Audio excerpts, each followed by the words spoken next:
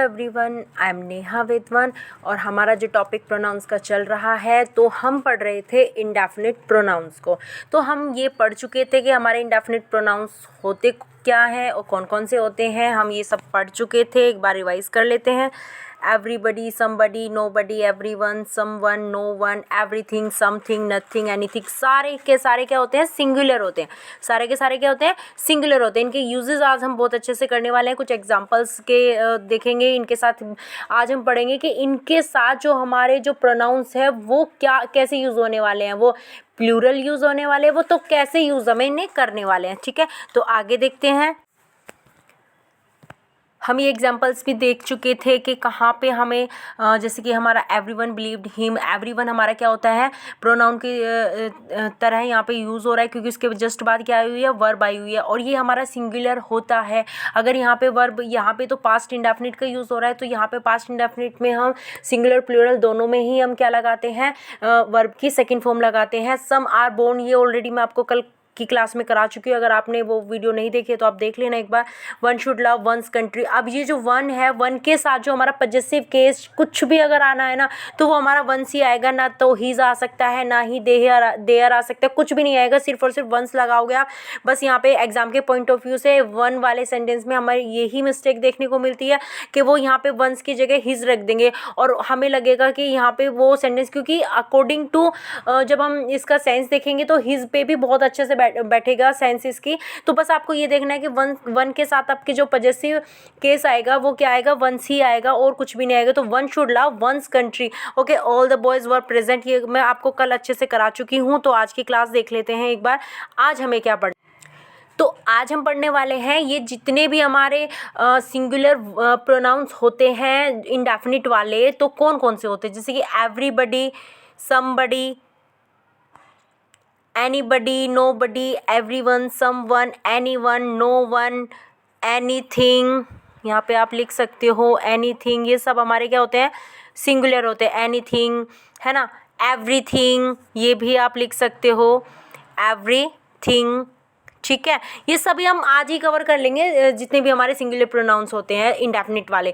तो इनके साथ अगर आप प्रोनाउन यूज़ करोगे सेंटेंस में तो वो आपके सिंगुलर ही रहेंगे, वो आपके प्लूरल नहीं हो सकते हैं। बस आपको यही ध्यान, क्योंकि एवरीबडी से देखने से लग रहा है सभी की बात हो रही है, यहाँ पे हो रही है ना, लग रहा है ना कि एवरीबडी, इट मीन सभी की बात हो रही है। तो यहाँ पे सभी के लिए वो जो प्रोनाउंस इसके साथ जो सेंटेंस में प्रोनाउन यूज़ हो जाता है वो क्या हो जाता है? वो देयर का यूज़ कर देते हैं आप, और आपको बताना होता है कि उसमें एरर क्या होती है। तो बस आपको यही ध्यान रखना है कि ये जितने भी सिंगुलर इंडेफिनिट प्रोनाउंस होते हैं इनके साथ अगर कोई दूसरा प्रोनाउन सेंटेंस में यूज़ हो रहा है, चाहे वो सब्जेक्टिव केस का हो, चाहे वो ऑब्जेक्टिव केस का हो, चाहे वो रिफ्लेक्सिव हो, चाहे वो पजेसिव हो, वो आपका सिंगुलर ही आने वाले हैं, आपको प्लूरल नहीं लगाने हैं। तो इनके कुछ एग्जाम्पल्स देख लेते हैं। देखो यहाँ पे कुछ एग्जाम्पल्स हैं इनके। देखो, एवरीबडी शुड, एक second, everybody should love his country. अब देखो यहाँ पे everybody should love his country, अगर यहाँ पे देयर कंट्री लिख देते तो हमें यहाँ पे लगता है कि ठीक है, क्योंकि यहाँ पे बात सभी की हो रही है ना। और सभी के लिए देयर क्या है? हमारा अपनी कंट्री के लिए यहाँ पे पजेसिव केस यूज हो रहा है, क्योंकि पजेसिव केस क्या होता है? अधिकार दिखाता है। अपनी कंट्री पे यहाँ पे अधिकार शो करा रहा है कि everybody should love his country. अब यहाँ पे बस आपको ये देखना है, ये everybody, somebody, nobody, anything, everything, no one, ये सब हमारे क्या होते हैं? ये सिंगुलर होते हैं। इनके साथ सिंगुलर ही वर्ब आएगी। वर्ब भी हमें कैसी रखनी है? सिंगुलर वर्ब रखनी है। और हमें क्या रखना है? सिंगुलर ही हमारे प्रोनाउंस का यूज होगा सेंटेंस में, चाहे वो पजेसिव केस का हो, चाहे वो सब्जेक्टिव, चाहे वो ऑब्जेक्टिव, कुछ भी हो। तो आपको इनके साथ सिंगुलर प्रोनाउन का ही यूज करना है, बाकी कुछ का यूज नहीं करना है। नेक्स्ट देख लेते हैं, everybody should love their country. अब यहाँ पे देखो, अभी मैंने बताया था अभी एवरीबडी, यहाँ पे everybody should love their country. अब यहाँ पे देयर लगाया हुआ है तो क्या ये सही है? बिल्कुल गलत है, क्योंकि मैं ऑलरेडी आपको बता चुकी हूँ everybody, somebody, nobody, anything, everything, ये सभी हमारे क्या होते हैं? सिंगुलर होते हैं। और इनके साथ अगर प्रोनाउन, चाहे वो सब्जेक्टिव केस का हो, ऑब्जेक्टिव केस का हो, चाहे पजेसिव केस का हो, कोई भी अगर इनके सेंटेंस में प्रोनाउन यूज हो रहा है तो आप सिर्फ और सिर्फ कैसा रखोगे? वो सिंगुलर प्रोनाउन ही आपका आने वाला है। Okay, everybody should love one's country. देखो ये वंस भी नहीं आएगा क्योंकि मैं आपको रिपीट कर चुकी हूँ कि जो ये वन होता है ये ये वंस होता है किसके उसमें आता है, ये अगर हमारा जो सब्जेक्ट जो प्रोनाउन होगा वन ही होगा तो ही हम वंस लगाएंगे पजेसिव केस के रूप में। ठीक है, तो आपको ये क्लियर हो गया होगा। नेक्स्ट देख लेते हैं, everything has its own limitation.